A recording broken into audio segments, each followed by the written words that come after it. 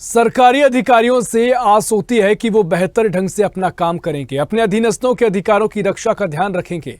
जिस पद पर कोई सरकारी कर्मचारी बैठा है, यदि वह उचित ढंग से काम करे तो जनता को तो लाभ पहुंचता ही है, निचले कर्मचारियों को भी सीख मिलती है ताकि वो भी अपने पद की गरिमा के अनुसार कामकाज को पूरा करें।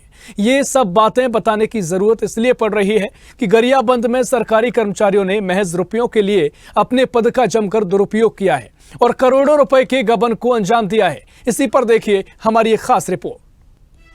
गरियाबंद जिले के मैनपुर स्वास्थ्य केंद्र के कर्मचारियों ने शासकीय राशि का गबन कर आपसी बंदर बांट कर लिया।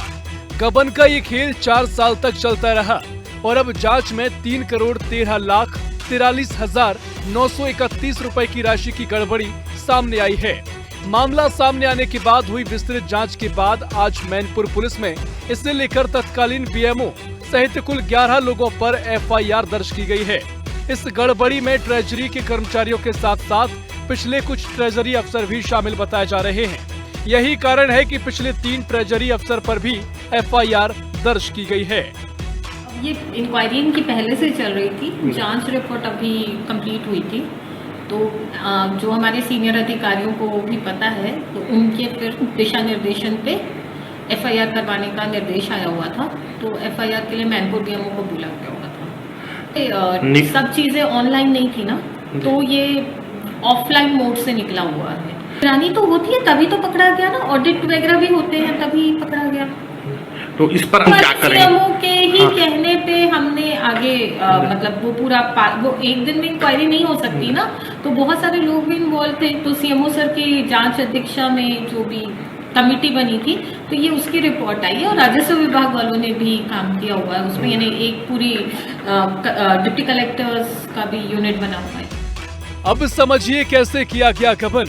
दरअसल सोची समझी रणनीति के तहत विभिन्न अधिकारियों कर्मचारियों के लंबित वेतन, समयमान वेतनमान, एरियर्स, क्रमोन्नति वेतनमान, एरियर्स, इंक्रीमेंट, एरियर्स और अन्य देयकों के कागज तैयार कर मूल खाते की बजाय तय खाते में राशि ट्रांसफर कराई गई। साथ ही साथ बियरर चेक के जरिए नगद राशि निकालकर आपस में बंदर बांट कर ली गई। यह देखा गया इस प्रकरण में कि डीडीओ ने कुछ फर्जी बिल बनाकर ट्रेजरी से पैसे निकाले और उसको बैंक से करेंट अकाउंट में डालकर कैश करा लिया और आपसी मिली भगत से ऐसे कार्यों को किया गया था जिसमें पूर्व में जांच कंप्लीट हो चुकी थी। अभी उस पर पुलिसिया कार्यवाही की जा रही है और आगे पुलिस इस मामले में और खुलासा कर पाएगी। अब ये भी जान लीजिए कि कैसे ये मामला निकलकर सामने आया। यहाँ पर गड़बड़ी की अधिकांश राशि तो खुद बीएमओ मैनपुर के ऑफिस के करंट अकाउंट में जमा होती थी, जहां कर्मचारियों को भुगतान न होने की स्थिति में मामले की शिकायत कलेक्ट्रेट में की गई, जिसमें जांच दल गठित किया गया तो सारे मामले का खुलासा हुआ। जांच में तत्कालीन बीएमओ और 3 ट्रेजरी अफसर सहित कुल 11 लोगों की लिप्तता उजागर हुई है। इसके बाद अब जाकर मामले में एफआईआर दर्ज की गई है।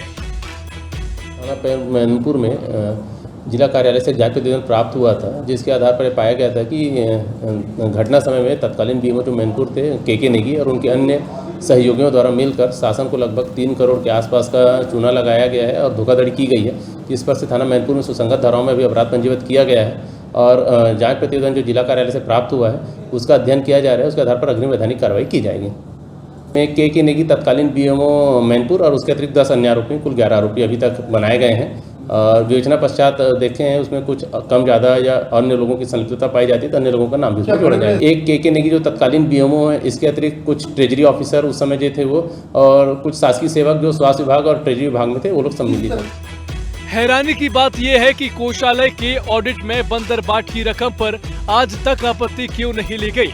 मामले में अब जिला प्रशासन कोषालय की उस बजट की भी जांच की जाएगी कि जिस मद से बेधड़क रकम जारी कर बंदरबाट किया गया, उसमें कई और राज खुलने की संभावना से इनकार नहीं किया जा सकता।